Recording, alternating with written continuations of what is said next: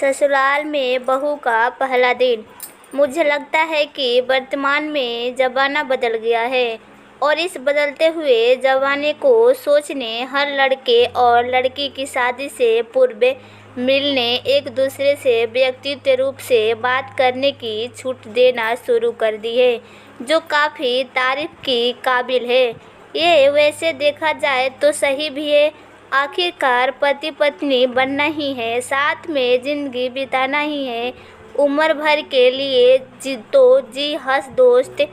पहले से जब जान पहचान रहेगी तो नई नवेली बहू को ससुराल में पहला दिन कदम रखते ही किसी भी प्रकार की झिझक नहीं होगी, जैसे कि मुझे हुई थी। मैं जब ससुराल आई थी बहुत ही सहमी सहमी सी आई थी, और जी हाँ, परिवार में सबका स्वभाव समझने में भी समय लग गया।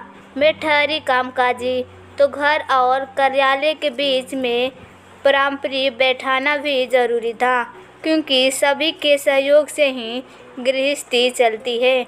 न मन ही मन सोच रही थी कि अभी तो परंपरा शादी के रस्मों से कहीं निजात पाई थी कि ससुराल में आकर दूसरी रस्मों शुरू की। इन्हीं रस्मों के दौरान एक रस्म होती है जिसमें दूल्हा दुल्हन को छलनी सिर के ऊपर रखकर नहलाया जाता है, और फिर दूसरे रस्म होती है। मैं एकदम नई इस घर में ज़्यादा जानती नहीं थी किसी को, और न ही स्वभाव पहचानती थी। सास ससुर, शादीशुदा ननद, बीच वाले देवर देवरानी और एक छोटा देवर जिसकी शादी होनी थी।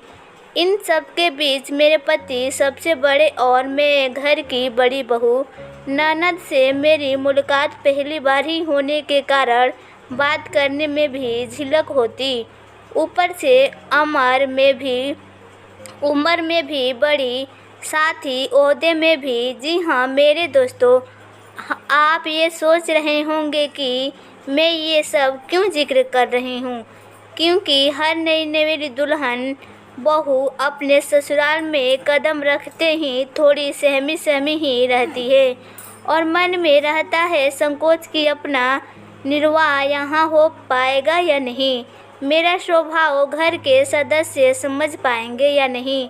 इस अजमन में शादी की रस्में अलग और मेरा सोचना भी हर बहू का हाल ऐसा ही होता होगा जैसा कि मेरा हुआ।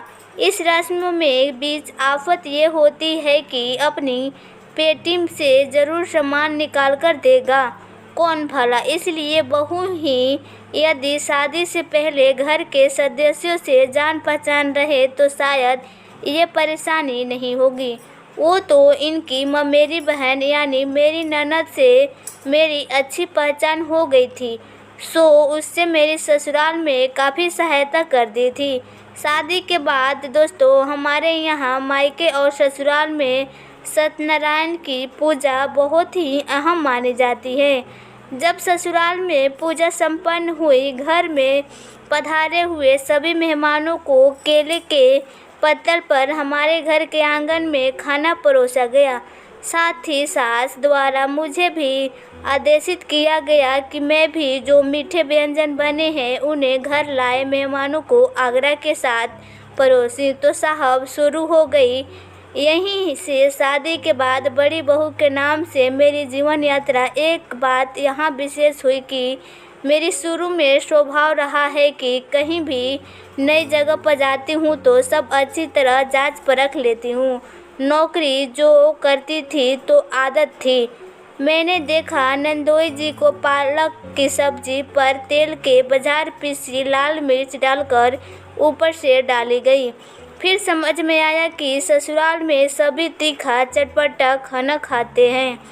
मैंने ये पहली बार ही देखा। फिर जब मायके में पूजा हुई और नंदोई जी की फरमाइश पर वही पालक की सब्जी मेरी माँ ने बनवाई, तो खाना परोसते वक्त मैंने अपने परीक्षण के अनुसार माँ को चुपचाप ही बताया।